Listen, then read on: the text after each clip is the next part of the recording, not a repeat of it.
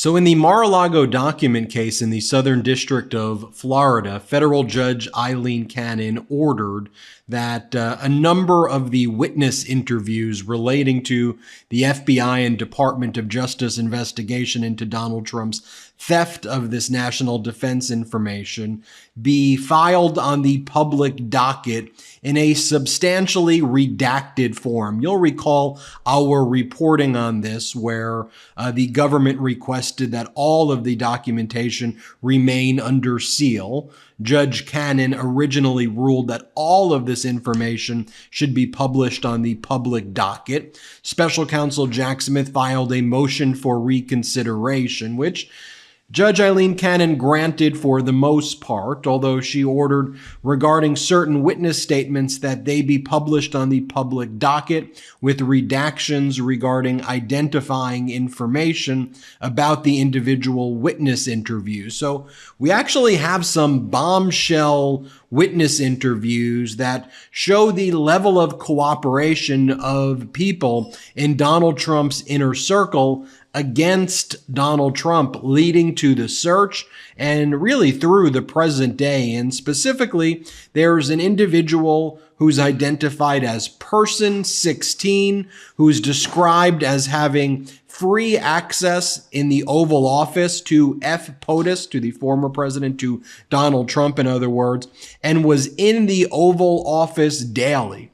Can you guess who Person 16 is? But there's bombshell after bombshell about the info that Person 16 told the FBI against Donald Trump. Let's go through that together. And as Hugo Lowell from The Guardian did some great job reporting on some of these tweets or ex-post, whatever you call them these days, let's follow these together. So, new partially redacted but unsealed exhibit in the Trump classified documents case shows the Department of Justice had cooperation from a senior Trump aide, including post-presidency. Now, who do you think Person 16 is? Person 16, this is from the documents. Person 16 had free access to Donald Trump and the Oval Office and was in the Oval Office daily. Person 16 was provided regular onboard briefings related to security matters to include the handling of classified materials. This was Person 16's first security clearance since, then there are redactions. Person 16 recalled signing multiple non-disclosure agreements and read-ins, but did not recall specifics. Person 16 understood not to take classified records off campus, and Person 16 did not have and then there's some redactions. Person 16 did not handle or retain classified documents. Person 16 always left documents with others, and classified information was typically provided in oral briefings or viewed as draft documents in someone else's office. Classified documents did not, quote, pass through Person 16 hands. Person 16 never sat in on a presidential daily brief. Person 47 from the White House Office of General Counsel provided training on the handling of presidential records. Person 16 understood predominantly everything was a presidential record, and to call Person 47, that's one of the lawyers from the Office of General Counsel, with any questions. While Person 16 had a paperless office, any records were dropped in a box for records. Person 16 did not use a burn bag. Person 16 vaguely recalled discussions with the White House Office of General Counsel. Person 16 and Person 47, something's redacted, about presidential versus personal records as it related to staff's personal notes, but does not recall the specific outcome. While at the White House, Person 16 was generally aware through conversations with Person 14, Person 34, and Person 37 that then there are redactions, was not getting records back. There was no process for the former president, for Trump, to designate records as personal records, nor was this ever discussed with Person 14, Person 37, or Person 38. Person 16 recalled witnessing a meeting in the Oval Office where, now there are redactions, handed Donald Trump a letter relating to the Georgia electors, which he wanted to send. The letter was folded in quarters. Then it says, other people who were present asked Person 16 for the letter back.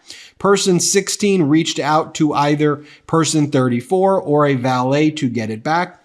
Person 16 recalled a valet retrieved it from the White House residence and returned it to redaction.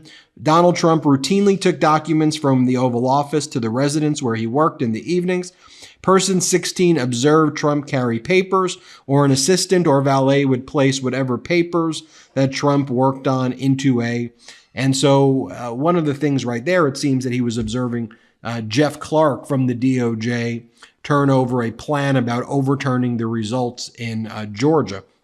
As Hugo Lowell describes, person 16 told the Department of Justice that they were not aware of a standing declassification order, as Donald Trump claimed, until they read it in news reports after the fact. Added that person 24, who pushed that narrative, was unqualified for a top government job they were angling for. Who do you think person 24 is? Let me read you some of the descriptions of the recently released documents. It goes on to say, person 16 was unsure exactly what the papers were, but believed them to be a mixture of newspapers and work documents, including classified documents. Person 16 recalled seeing classified folders and cover sheets, not specific documents with classification markings. Person 16 observed the same process of boxes moving to Marine One prior to Trump's travel.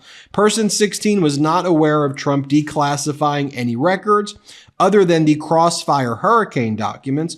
Person 16 recalled conversations about declassifying documents relating to Crossfire Hurricane, particular between person 24, person 27, and person 27. Person 16's last understanding prior to departing the White House was the documents were in person 27's office, and there were issues related to the redactions.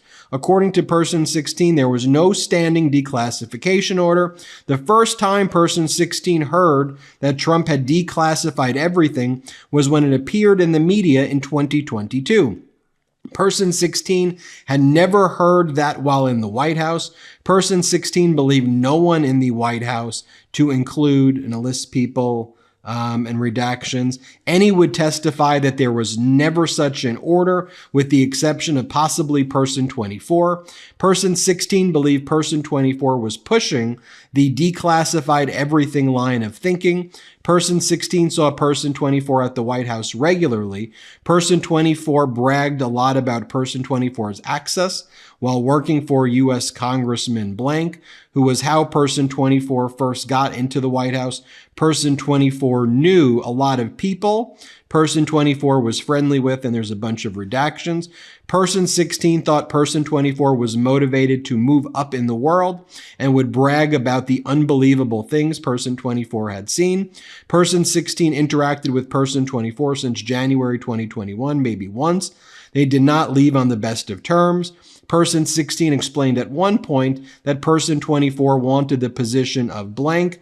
Person 16 told person 24 he was not qualified for the job and relayed the same to person 24. Person 24 did not obtain the position. Person 16 explained person 24 was unhinged and crazy, but at one point was under real consideration for the job. As an example, once on Air Force One, person 16 observed person 24 interact with Trump for 20 to 30 seconds and then turn around and declare he had a mandate from Trump.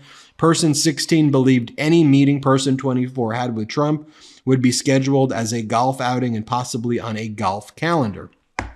Goes on to say, person 16 made their own entreaty for Trump to return boxes from the White House and even asked one of Trump's children to convince him. It goes on to say that person 16 believed this information might have come from one of the Presidential Records Act representatives. Person 16 believed that the records would go back to the National Archives, and then it did not happen. Person 16 had a conversation with person 1 about the missing documents. Person 16 first met person 1 after November 2020. Person 1 worked for, there's a bunch of redactions. In late October, early November 2021, person 16 made person 16's own appeal to Trump. Person 16 was on a conference call with Trump, person 1, and possibly person 27 and person 37. Person 16 told Trump, "Whatever you have, give it all back." Trump wanted to know how anyone knew about the issue.